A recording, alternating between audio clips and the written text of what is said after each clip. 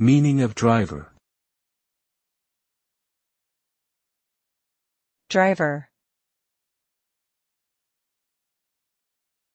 Driver. Driver. Driver. In computing, a driver is a program that allows communication between a computer's operating system and hardware devices.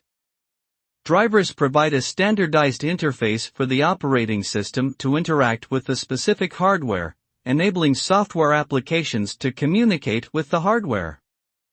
Without drivers, hardware devices would not work properly and the user would not be able to utilize them.